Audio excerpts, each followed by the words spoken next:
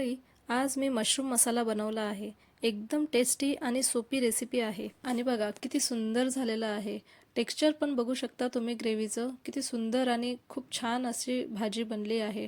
नमस्कार, मी पल्लवी आडे. माझ्या यूट्यूब चॅनलवर सर्वांचे मनपूर्वक स्वागत करते आणि मशरूम मसाला या रेसिपीला सुरुवात करते. व्हिडिओ शेवटपर्यंत नक्की बघा आणि एक लाईक जरूर करा. तर बघा, मार्केटमधनं एक पॅकेट असं मशरूम आणलं आणि एका पॅकेटमध्ये असं एवढे मशरूम येतात, जे 3 ते 4 लोकांना आरामात भाजी पुरेल तेवढं आहे. आता हे मशरूम 2 ते 3 पाण्याने स्वच्छ धुवून घ्यायचं आहे. असं हाताने चोळून चोळून 2-3 पाण्याने स्वच्छ धुवून घ्यायचं आहे. आता तुम्हाला वाटेल, मशरूम बनवण्याची पद्धत काही वेगळी आहे का? कारण आपल्याकडे थोडं कमी खातं मशरूम, पण तसं काही नाही. एकदम सोप्या पद्धतीने आपण मशरूम बनवणार आहोत आणि तुम्हाला पण वाटेल, अरे मशरूम बनवण्याची पद्धत एवढी सोपी आहे. मशरूम पाण्याने स्वच्छ धुवून घेतल्यानंतर याच्यावरची साल काढून घ्यायची. रेस्टॉरंटमध्ये वगैरे याची साल काढत नाही, पण ते मला नाही आवडत. काही काही मशरूमवर असे काळे डाग असतात, त्यामुळे ते साल काढली तर ते डाग निघून जाते, म्हणून याची साल काढून घ्यायची. असं साल काढून घेतले की मशरूमला असं मधातून कट करून 2 भाग करून घ्यायचे. आता हे मशरूम छोट्या साईजचे आहे, तर 2 भाग करायचे आणि मोठे असले तर 4 भाग करू शकता. आम्हाला मशरूम आवडतात, म्हणून मी असे 2च भागामध्ये कट करून घेतले आहे. काय होते, कधी कधी मुलांना आवडत नाही, तर तुम्ही याचे एकदम छोटे छोटे तुकडे करू शकता किंवा एका मशरूमचे 3 ते 4 पण तुकड्यांमध्ये कट करू शकता.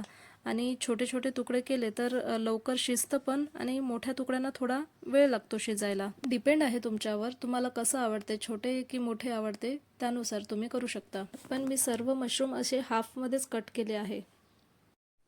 आता असे हे मी सर्व मशरूम कट करून घेतले आहे.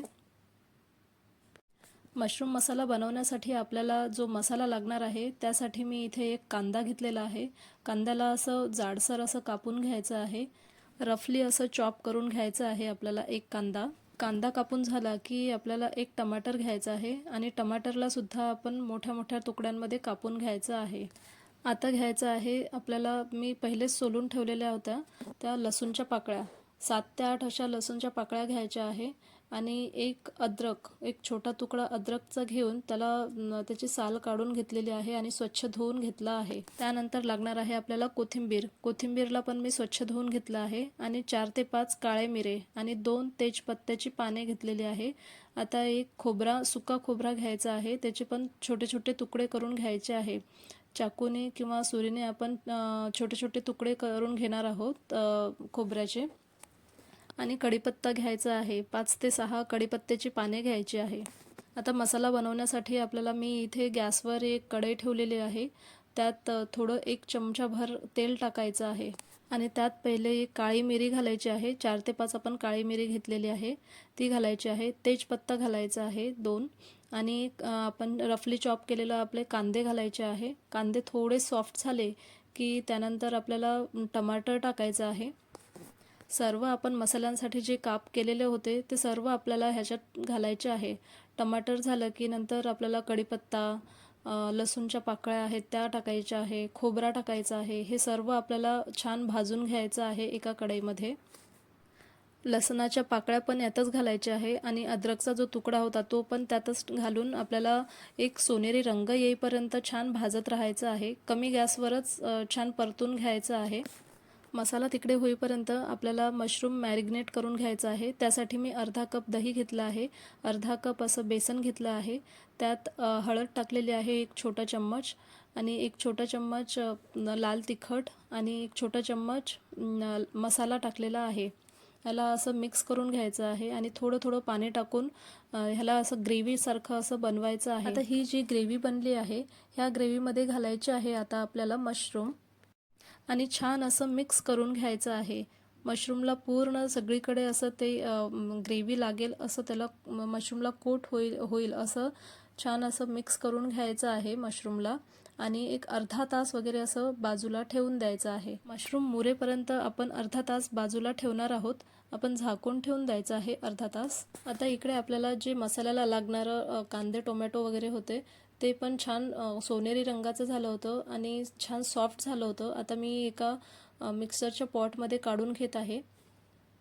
आता ह्यात आपण वरून घालणार आहोत कोथिंबीर. कोथिंबीर घालून झाकण लावून आपल्याला एक पेस्ट बनवून घ्यायची आहे. आपल्याला मसाला तयार करून घ्यायचा आहे. आता हा आपला मसाला पण छान तयार झाला आहे. ब्लेंड करून घेतला आहे. मसाला पण अगदी एकदम छान तयार झालेला आहे.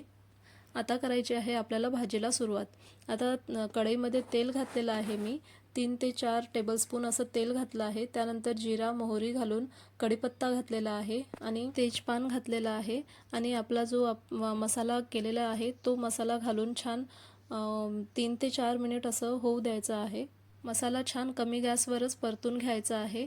त्यात घालायचं आहे 1 चमचाभर लाल तिखट, 1 चमचा हळद आणि गोडा मसाला घालायचा आहे आणि छान मिक्स करून घ्यायचं आहे आणि एखादा मिनिट असं छान परतून घ्यायचं आहे. आता आपण जे मशरूम मॅरिनेट केलं होतं त्यात पण आपण मसाले घातलेले आहेत. लाल तिखट वगैरे सगळं त्यात घातलं आहे. त्यामुळे मी इथे पण थोडंसं आवरूनच म्हणजे थोडं कमीच मसाले घातलेले आहेत. जास्त तिखट नको व्हायला म्हणून. असा हा आपला मसाला तेल सोडायला लागला की त्यात आपल्याला घालायचं आहे मॅरिनेट केलेलं आपलं मशरूम. बघा कसं छान आपल्या मसाल्याला छान तेल सुटलं होतं. त्यात आता आपल्याला घालायचं आहे मशरूम आणि छान परतून घ्यायचं आहे. असं छान एखादा मिनिटपर्यंत असं परतून घ्यायचं आहे. यात लगेच पाणी घालायचं नाही कारण ह्याला पाणी सुटतं. बघा कसं छान अशी ग्रेव्ही मशरूमला लागलेली आहे आणि खूप छान असं टेक्स्चर पण खूप छान दिसत आहे आत्ताच आणि शिजल्यानंतर तर खूपच छान म्हणजे असं चवीला पण खूप छान लागणार. आता ह्यात घालायचं आहे मीठ. चवीनुसार आपल्याला मीठ घालून परत एकदा परतून घ्यायचं आहे.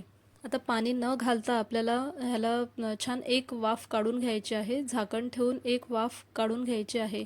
बघा कसं छान मशरूम म्हणजे शिजत आलेलं होतं आणि तेल पण छान सुटला होता भाजीला. थोडंसं असं पाणी पण ह्यात सुटते म्हणून पहिलेच पाणी घालायचं नाही आणि ह्या स्टेजला थोडंसं आपण पाणी घालू शकतो.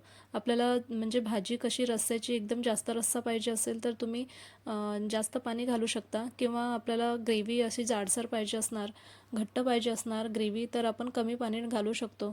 भाजी बघा छान अशी वाफवून पण घेतली आहे आणि पाणी टाकून पण छान शिजली होती. भाजी आपली छान तयार झाली आहे. आता बारीक कापलेली कोथिंबीर घालायची आहे आणि आपली भाजी एकदम छान रेस्टॉरंट स्टाईल अशी मशरूमची भाजी तयार झालेली आहे. आता या भाजीमध्ये मी सर्व मसाले हे घरचे घातलेले आहेत. अगदी लाल तिखट, गोडा मसाला वगैरे सगळे मसाले मी घरी बनवते. त्यामुळे ह्याला म्हणजे असं लाल कलर वगैरे आलेला नाही आहे. पण चवीला एकदम म्हणजे एकदम सुपर डुपर भाजी झालेली होती. आता तुम्ही याच्यासोबत फुलके बनवा किंवा चपाती बनवा, साधी चपाती किंवा पराठे बनवा, कशाही सोबत मशरूमची भाजी अगदी एकदम खूप छान छान अशी याची टेस्ट लागते. मी पराठे बनवलेले आहेत. त्यासोबत मी मठ्ठा आणि भात असं बनवलेलं आहे. तुम्ही बघू शकता एकदम छान ग्रेव्ही पण झालेली होती भाजीची आणि टेक्स्चर पण खूपच छान असा झालेला आहे. भाजी पण एकदम टेस्टी अशी बनली होती. व्हिडिओ आवडला असेल तर एक लाईक नक्की करा आणि अशाच नवनवीन आणि हेल्दी रेसिपीजसाठी माझ्या चॅनलला फॉलो करा. तर भेटू पुढच्या एका नवीन हेल्दी रेसिपीसोबत. तोपर्यंत हेल्दी खा, हेल्दी राहा.